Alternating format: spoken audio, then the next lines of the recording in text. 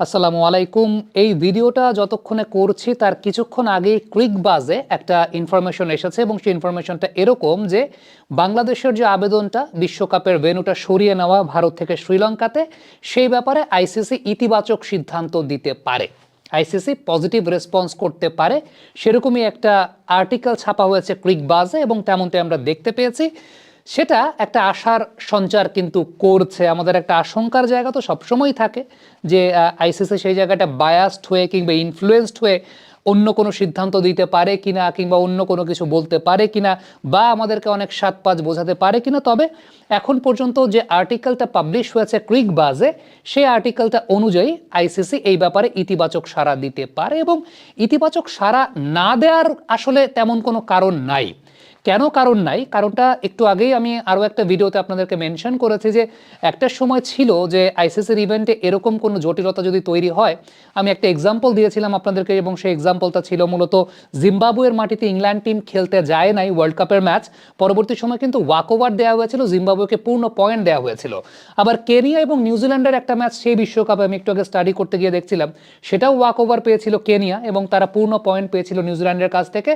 96-এর world কাপের সময় এরকম একটা ঘটনা ঘটেছিল এবং সে সময় কিন্তু ওয়াকওভার পেয়েছিল, যেটা আমার মনে নেই। সো ওই সময়টায় তো আমার দেখার ওই রকম প্রশ্নই আসে না। সো এটা আমি জানতাম না, যে কারণে আসলে বলি নাই। তবে একটা বিষয় উল্লেখযোগ্য, সেটা হচ্ছে এরই মধ্যে কিন্তু আমরা দেখেছি হাইব্রিড মডেলে আইসিসি ইভেন্টস হয়েছে। সে জায়গাতে ইন্ডিয়া পাকিস্তান তাদেরকে ফেভার দেওয়া হয়েছে।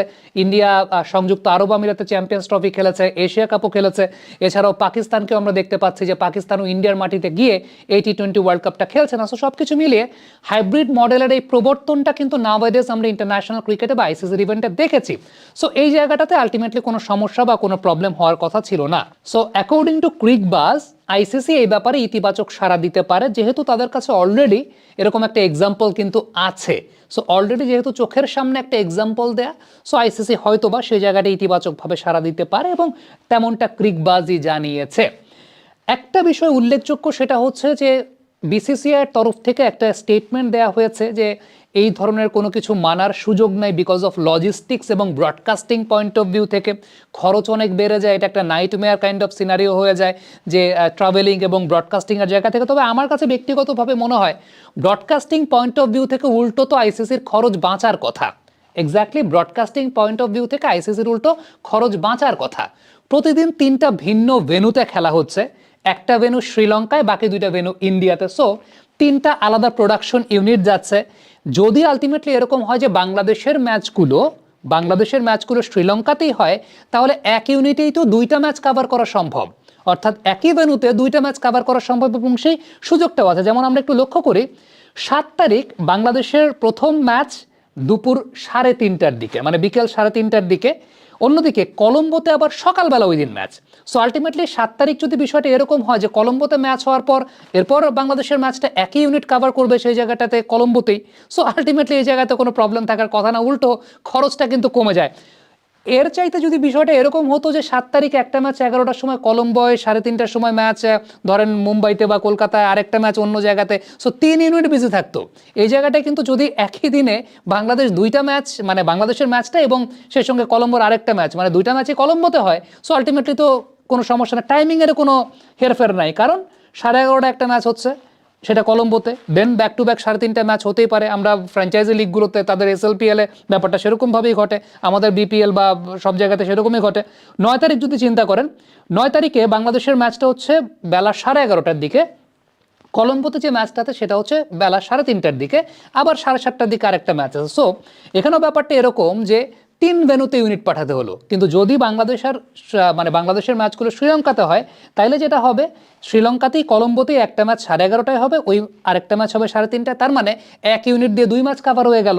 আবার আপনি যদি চিন্তা করেন যে 14 তারিখ কলম্বোতে 11:30টায় ম্যাচ আছে অন্য টিমের, বাংলাদেশের ম্যাচ আছে ইডেন গার্ডেন্সে 3:30টার দিকে, পরে আবার আরেকটা ম্যাচ আছে ইন্ডিয়ার আরেকটা ভেন্যুতে 7:30টার দিকে। সো যদি এরকম হয় যে বাংলাদেশের ম্যাচ শ্রীলঙ্কাতে হয়, তাহলে কলম্বোতে 11:30টায় একটা ম্যাচ, এরপর আবার 3:30টায় কলম্বোতে আরেকটা ম্যাচ, একই ইউনিট একই কমেন্টেটর। আপনি লজিস্টিক্স চিন্তা করে দেখেন, কমেন্টেটর থেকে শুরু করে আপনার যারা প্রোডাকশন ইউনিট আছে, এন্টায়ার খরচটা কিন্তু আলটিমেটলি একটা জায়গার খরচটা আলটিমেটলি আইসিসির বেঁচে যাচ্ছে। আবার 17 তারিখ পাল্লে কেল্লাতে 3:30টার সময় খেলা, বাংলাদেশের খেলা আবার হচ্ছে ইন্ডিয়ার একটা ভেন্যুতে 7:30টার সময়, আবার 11:30টায় ইন্ডিয়ার আরেকটা ভেন্যুতে খেলা আছে। সো আলটিমেটলি যদি এরকম হয়, পাল্লে কেল্লাতে 3:30টার দিকে একটা ম্যাচ হবে, আবার 7:30টার দিকে আরেকটা ম্যাচ হবে, এক ইউনিটে 2 ম্যাচ কাভার হয়ে গেল। সো উল্টো তো আইসিসির খরচ বেঁচে যাচ্ছে। প্রোডাকশন পয়েন্ট অফ ভিউ থেকে যদি আমি চিন্তা করি, হ্যাঁ খরচ যেটা হচ্ছে সেটা হচ্ছে ওই টিমগুলো, যে টিমগুলো বাংলাদেশের প্রতিপক্ষ তাদের শ্রীলঙ্কায় আনা, এটার চাইতে আমার কাছে মনে হয় যে ওই ব্রডকাস্টিং যে খরচটা, সেটার খরচ কমানোটা আরও বেশি সাশ্রয়ী হয়।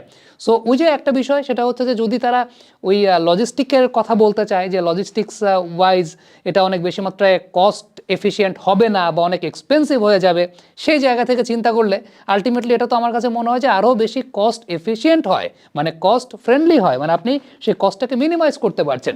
সো যতদূর শুনতে পেয়েছি এখন পর্যন্ত, যে ক্রিকবাজ জানিয়েছে আইসিসি এই ব্যাপারে ইতিবাচক সাড়া দিতে পারে বা আইসিসির ইতিবাচক সাড়া দেওয়া সম্ভব, এবং সেটার পেছনে লজিকটা আমার কাছে যেটা, সেটা ইন রিসেন্ট টাইমসে হাইব্রিড মডেলে কিন্তু আমরা আইসিসির ইভেন্ট দেখেছি। ইভেন এই টি-20 ওয়ার্ল্ড কাপটাও হাইব্রিড মডেলেই হচ্ছে পাকিস্তানের আপিলের প্রেক্ষিতে। কমেন্ট